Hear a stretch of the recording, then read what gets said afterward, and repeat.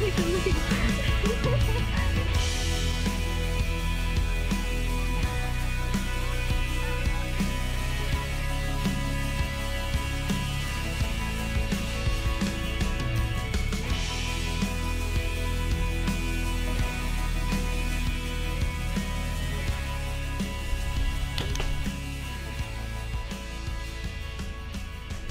to Toth Outdoor Productions, where the hunting seasons come and go, but the memories last a lifetime.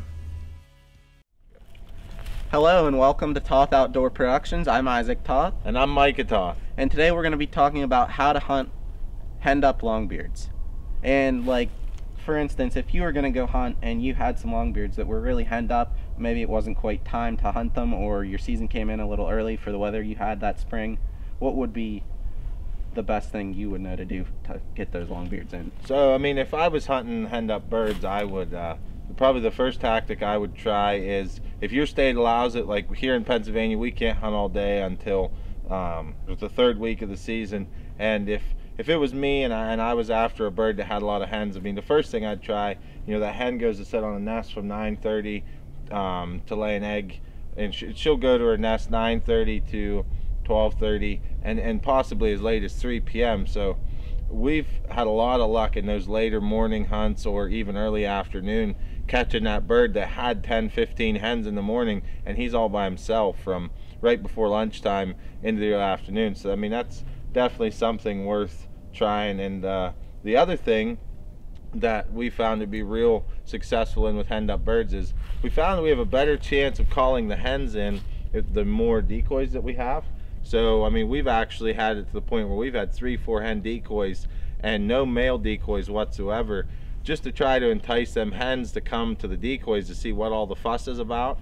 You know, excited calling, that can really work on the hens. I mean, you have to put your mind in a different perspective when you're after a henned up bird. You now are after the hens, not the gobbler, but along with the hens that come into your setup, so will the gobbler come. So I mean, we've been real successful in adding hen decoys or excited calling. You know, we'll get back and forth. He'll use a slate, I'll use a box or a mouth call in a box, and we'll get real excited, try to get those hens worked up.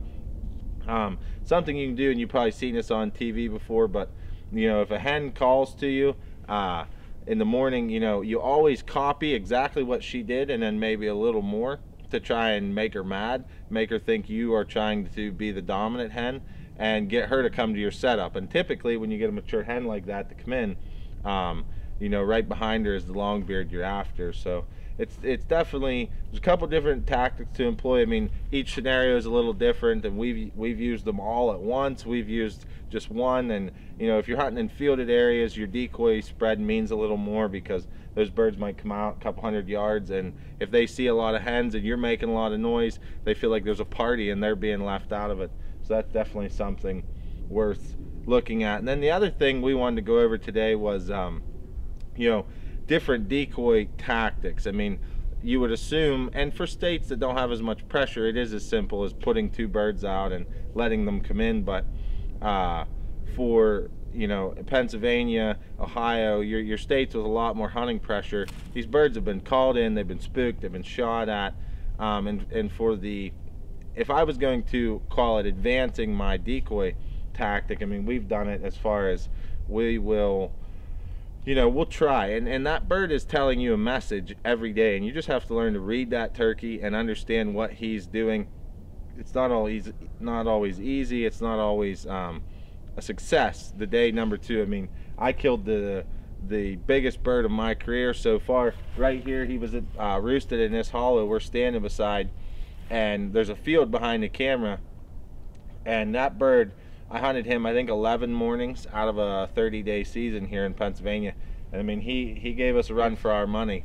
It was a great bird, you know, 1.5 hooks, a true limb hanger, 11-inch beard. And that's what you'll find a lot of times. You know, those birds, there's so many turkey hunters anymore, if they get up to that really nice, mature 3, 4, 5-year-old bird, they're not going to be the stupid ones that come right to your setup. So with decoys, with that particular bird, I'd actually place the decoy, a lone hen. What we found is for decoying those older turkeys, they've caught on to the Jake hen setup, So we'll either flip it, and we might do a strutter or just a jake, but a lot of times we'll go just to one hen, maybe two. And we had actually put the hen decoy behind the setup 60 yards because he kept coming to the setup and he would hang up at that 80-yard mark, you know, just 20-30 yards out of range. So the morning we killed him, we actually had the decoy 60 yards behind our setup, and I mean, it was an awesome hunt in the end. He played the game perfect,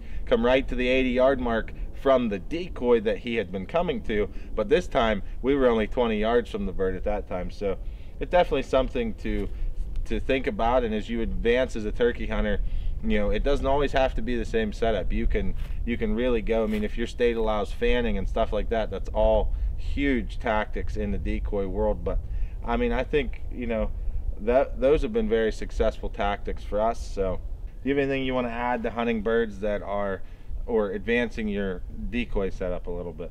The only thing that I would add probably is that, like, if you're hunting a smarter bird, he's going to react to those decoys a little differently than a 2-year-old or a jake would.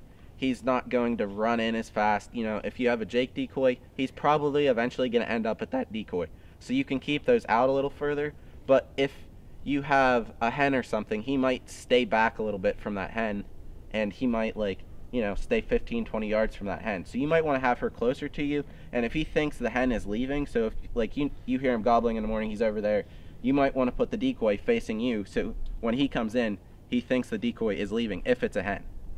And, like, another thing I would probably add is, like, if it's a smarter bird like that, he might pick up on stuff easier, in my mind. So maybe if you got just the decoy a little bit out of the way, off to the side, right or left, just to get that his face off of you and onto the decoys. Yeah, I mean, we've done that before too. We've set up, you know, and if we're hunting older birds and we've hunted them before, we know that they're not stupid, we'll actually put the decoys off to the side just a little bit, expecting that bird to come past us, headed for the decoys.